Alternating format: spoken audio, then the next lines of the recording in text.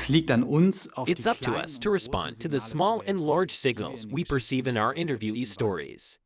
Und in der And Regel usually bedeutet that das means taking the pace Tempo out, rausnehmen, den interrupting the Redefluss flow of unterbrechen speech, und dann and then following nachhaken. up. Eine A simple einfache variation Variante is ist to es, ask warum zu why. fragen. Warum Why hast du were dich you dafür upset entschieden? about this? Warum Why hast did du you dich decide damals against it dagegen at the entschieden? time? Why Warum-Fragen questions are fallen often oft schwer, difficult for us weil wir dann because they naiv make us wirken. seem naive. Tatsächlich But in zeigen fact, sie dem they show the Interviewten aber interviewee in no unmissverständlich, uncertain dass terms wir that genau this is hier exactly where we mehr wanted to learn erfahren more, and und that dass they sie are uns now gerne welcome ins to go Detail into gehen würden. detail. So you say you were more concerned about him than you were about yourself. Why? Well, the decision that I trusted in him. Okay. Why? Well, a car has a very large crumple zone, let's put it that way.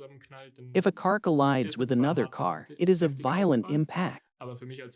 But for me as a cyclist, it can mean death. So I make sure that they are not distracted.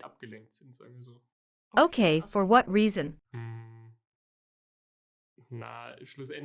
Well, at the end of the day, it's always trust, maybe. And therefore, yes, I want to confirm at least a little bit my trust in them, I guess.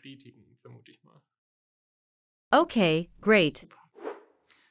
So that we don't sound unmotivated, but interested, it helps to vary the questions about why.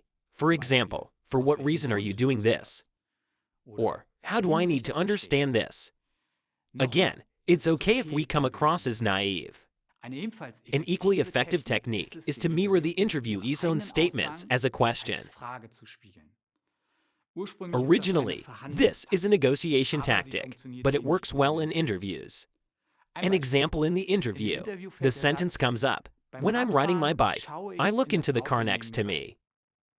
If I make eye contact, I'm on the safe side." I then ask, "When you make eye contact, are you on the safe side?" To which my interviewee replies, "Yes." Then I have the certainty for me that the driver of the car sees me, and I can concentrate better on driving. So by mirroring, we signal that the statement surprises us. We wanted to know more details, more reasoning. When we hear two contradictory statements, tact is required. Again, contradictions often stand for demands on oneself in the situation in which we do not meet these demands because other needs are more important. Behind this, there are processes of weighing up, and it is these that we should address in contradictions. For example, you said that you care about the environment. Now we're talking about the fact that you took several long-distance flights last year. How do you weigh when to plan a long-distance flight? Now you had told us that in general, especially after your accident, you're more careful on the road as a cyclist. For example, you like to make eye contact with turning motorists. And on the other hand, you also told us that you often take shortcuts, maybe even ride in the opposite direction on the bike path, if that makes it faster. Can you explain that again? The techniques we use to follow up are important to show our interviewees where we wanted to go into more detail. That's what we use to steer the entire interview.